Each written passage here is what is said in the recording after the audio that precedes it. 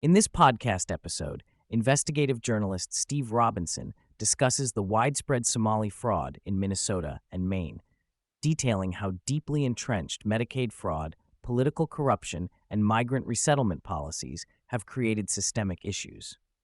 The conversation covers the political implications, the criminal investigations underway, the connection to nation-building efforts in Somalia, the manipulation of social services programs, and the broader national security concerns.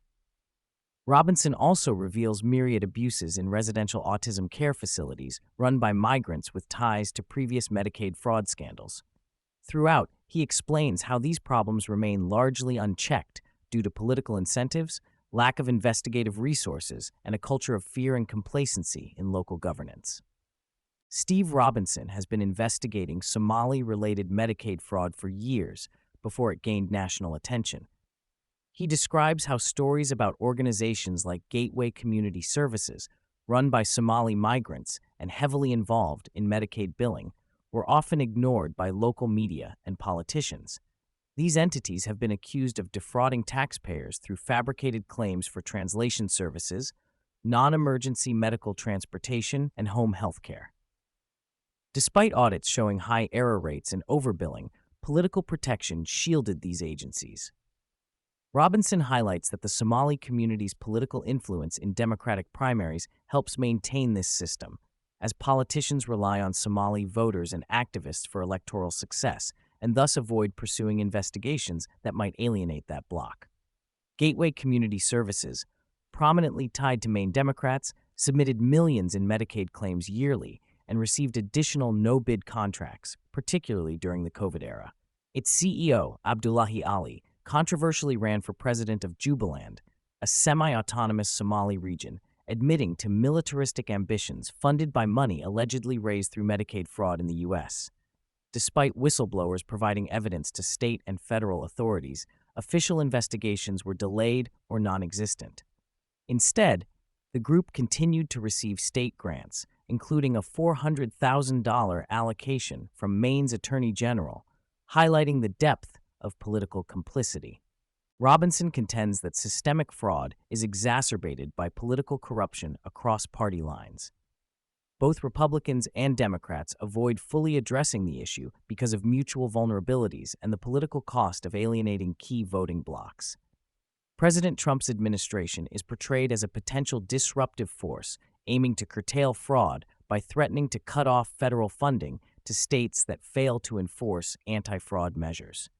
However, local officials like Maine Governor Janet Mills are criticized for paying lip service to investigations while failing to take meaningful action. The decentralized nature of the fraud and the involvement of a sprawling network of providers makes prosecutions difficult. Legal proceedings are complicated by the complex social makeup of communities, jury biases, and well-funded defense efforts. Robinson is skeptical about large-scale convictions, emphasizing that stopping the flow of money and removing complicit politicians from office might be the most realistic form of accountability. A darker episode discussed involves the aftermath of a mass shooting in Lewon, Maine, where 18 people were killed. Donations raised to support the victims and survivors required careful management. Robinson reveals that a significant portion of these funds, about $19 million, was allocated to Somali nonprofit organizations, some run by individuals with known legal troubles or alleged ties to fraudulent activities. Key Somali-led organizations received sizable grants, while victims struggled with uncompensated medical bills. The Maine Community Foundation, entrusted to oversee the donations, allowed steering committees composed largely of NGO heads to allocate funds, many directing money to their own groups without conflict of interest policies. This sparked outrage among victims' families, with little official acknowledgement or accountability from state leadership or local officials. Robinson expresses frustration that these actions signal a disregard for the affected communities and a normalization of diverting funds for political or economic gain. Robinson describes the migrant services sector, embodied by organizations like Gateway, as a political and economic Ponzi scheme reliant on a continuous influx of new migrants. Migrants first resettle via programs run by big nonprofits, including Catholic Charities, which, despite its religious affiliation, operates a lucrative migrant relocation business. Hundreds of millions, possibly billions, of taxpayer dollars are funneled through these channels to support migrant populations in small communities like Lewon. The system incentivizes welfare dependency by failing to provide meaningful employment pathways, creating entrenched political loyalty through benefits and social services. Migrants rely heavily on 501c3 nonprofits for translation, transportation, housing, and social support, which in turn mobilize voters in favor of politicians promoting open border policies and the continuation of these programs. In the midst of the discussion, Robinson references analogous criminal dynamics involving Chinese organized crime in Maine's cannabis industry.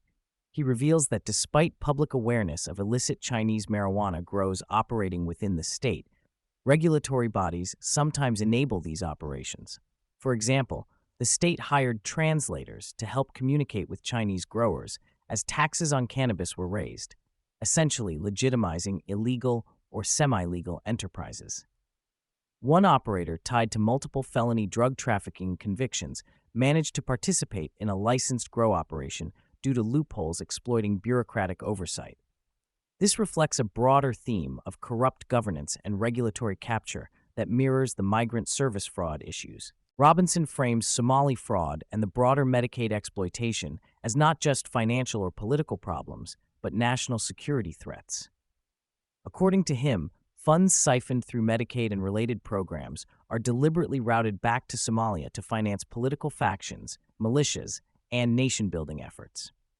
This extraction of wealth effectively constitutes economic terrorism targeting American taxpayers and undermines domestic economic stability. Multiple states are implicated beyond Maine and Minnesota, including Ohio, New York, and Georgia.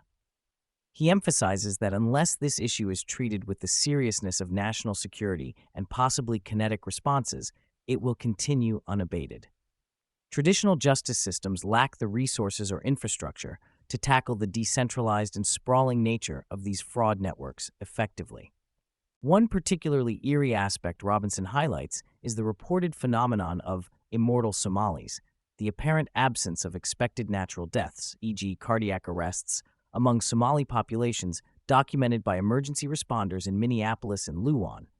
This points to possible systematic underreporting of deaths to preserve welfare and Medicaid benefits. Without death reports, benefits remain active, allowing continued billing fraud. Robinson shares disturbing evidence of other anomalies, including suspicious handling of bodies and potential malfeasance around death reporting in Somali communities. This reflects a broader failure to account for the life cycle of these welfare beneficiaries accurately and reinforces the scale of systemic fraud. Robinson describes a massive $750 million non-emergency medical transportation contract in Maine that was awarded via a flawed and opaque bidding process to Motive Care, a company that subsequently filed for bankruptcy. Motive Care subcontracted extensively to smaller Somali-owned transportation providers, many linked to Gateway Community Services and located at the same addresses as suspected Medicaid fraud entities. Community health outreach workers, CHOWs, funded through no-bid contracts, performed voter registration drives and welfare signups in marginalized migrant neighborhoods. This effectively turned federally funded health initiatives into taxpayer-supported voter mobilization exercises, contributing financially and politically to the migrant service complex. Robinson reveals complex layers of interconnected individuals and businesses tied to migrant service organizations. Multiple Maine lawmakers with Somali heritage attended sponsored junkets to Azerbaijan alongside gateway executives and government officials, raising questions about geopolitical influence and obscure dealings unconnected to Maine's public interests. These officials and organizations maintain strong political power while ignoring or suppressing investigations into rampant Medicaid fraud in aid of the migrant communities. Furthermore, lobbying firms and political operatives are deeply involved in maintaining these relationships, further entrenching the systemic corruption. Shifting focus, Robinson details the rapid expansion of autism and developmental disability residential care homes operated chiefly by Central African migrants from Rwanda, Angola, and Congo, who migrated to Maine mostly between 2019 and 22.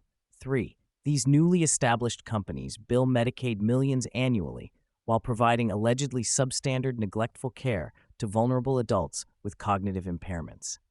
Many of these care providers have previous ties to a large-scale Medicaid fraud scheme involving sober homes in Arizona, where operators exploited Medicaid through fake treatment centers, primarily serving Native American populations.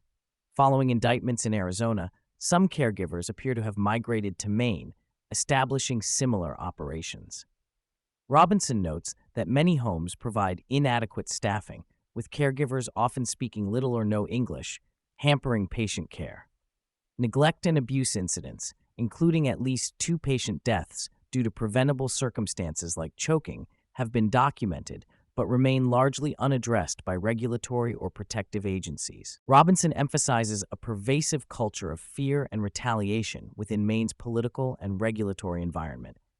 Whistleblowers experience audits, threats, and professional reprisals intended to silence reports of fraud and abuse. Journalists are obstructed by limited access, uncooperative officials, and bureaucratic stonewalling. State institutions allegedly suppress transparency by restricting records and denying legitimate access needs. Despite these challenges, Robinson and his team continue to investigate and expose fraud through Freedom of Information Act requests, sophisticated data analysis tools like the AI-driven Harpe platform, and persistent fieldwork. To manage massive troves of documents, contracts, and audit records, Robinson helped develop Harpe, an AI-assisted platform designed to process, analyze, and link complex public data. This tool enables journalists and investigators to uncover hidden connections amid thousands of pages of state records, no-bid contracts, and Medicaid audits. By automating data ingestion and pattern recognition, Harpe acts as a force multiplier for investigative efforts in resource-starved newsrooms. Despite all the systemic dysfunction and corruption uncovered, Robinson remains engaged in the fight to expose fraud and bring accountability. He notes that upcoming elections may prove pivotal, though the entrenched political alliances and the power of migrant voting blocs make significant reforms challenging. He anticipates ongoing investigations, including at the federal level by U.S. attorneys and congressional oversight committees, may yield some results. However, he warns that without creative asymmetric responses and a national security approach, fraud and exploitation of taxpayer funds will continue while the most vulnerable suffer.